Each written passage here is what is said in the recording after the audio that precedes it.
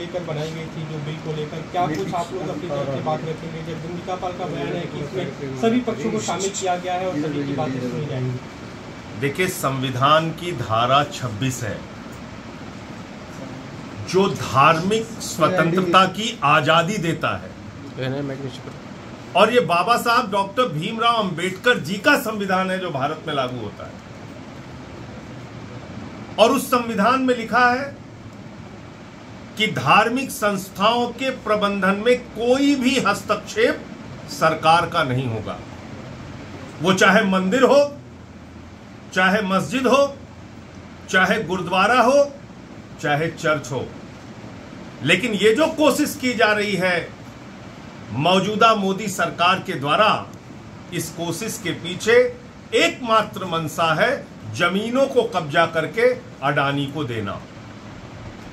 ये अपने दोस्त अडानी को जमीनें देने के लिए ये बिल लाया जा रहा है। इस बिल के पीछे मकसद है एकमात्र, अपने दोस्तों को पूरे देश में जमीनें वक्फ बोर्ड की कब्जा करो और दो। वक्फ बोर्ड की जमीनें कब्जा हो जाएं तो गुरुद्वारे की जमीनें देश भर में कब्जा होंगी और दोस्तों को दी जाएंगी। फिर चर्चों की जमीनें कब्जा होंगी और दोस्तों को दी जाएंगी। फिर मंदिरों की जमीनें कब्जा होंगी और दोस्तों को दी जाएंगी। और ये बात मैं पूरे प्रमाण के साथ कह रहा हूं। रेल की जमीन अपने दोस्तों को दी, सेल की जमीन अपने दोस्तों को दी, भारतीय सेना की 13,000 एकड़ जमीन अयोध्या में अपने दोस्त अडानी को दी। 3 काला कानून किसानों के खिलाफ लेके आए थे, उसमें भी मंशा थी। प्रधानमंत्री जी अपने दोस्तों को जमीनें देना चाहते थे। वो बिल किसानों और हम लोगों के विरोध की वजह से रोका गया, वरना आज देश भर के किसानों की जमीनों पे कब्जा हो जाता।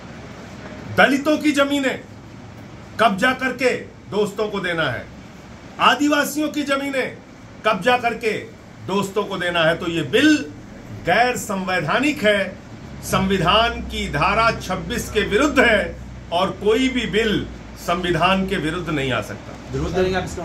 निश्चित रूप से विरोध करेंगे। अच्छा, एक विषय सर हो रहा है, निश्चित रूप से विरोध करेंगे। तू कौन मैं खामखा? भाई, जिसमें सरकार के हस्तक्षेप का कोई मतलब नहीं है, आप उन धार्मिक कार्यों में, धार्मिक संस्थाओं में हस्तक्षेप कर रहे हैं। कल को आप मंदिरों की जमीनें कब्जा करेंगे, गुरुद्वारों की जमीनें आप कब्जा करेंगे, चर्चों की जमीनें कब्जा करेंगे। तो जो भारत के संविधान की धारा 26 कहती है, जिसमें धार्मिक संस्थाओं के प्रबंधन की स्वतंत्रता है, धार्मिक अपने सभी कार्यों को अपने धर्म के मुताबिक संपादित करने की स्वतंत्रता है, उसका क्या होगा?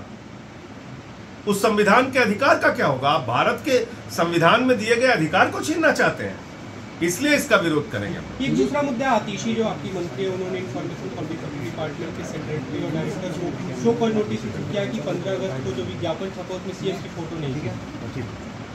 आज की तारीख में दिल्ली के मुख्यमंत्री कौन है? श्री अरविंद केजरीवाल जी। मुख्यमंत्री जी की फोटो क्यों नहीं है? ये प्रश्न पूछना क्या कोई गुनाह है, कोई गलती है क्या?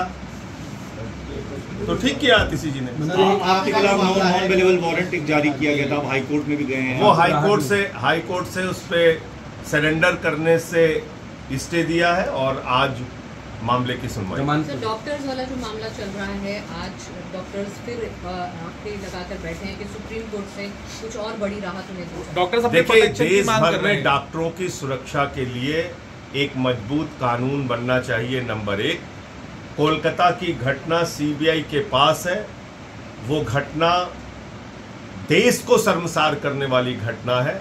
उस घटना को फास्ट ट्रैक कोर्ट में चलाकर और सीबीआई जल्द ही सारे सबूत फास्ट ट्रैक कोर्ट के सामने रखे, और जो इसके मुख्य आरोपी हैं, गुनहगार हैं, दरिंदे हैं, उनको सख्त से सख्त सजा हो।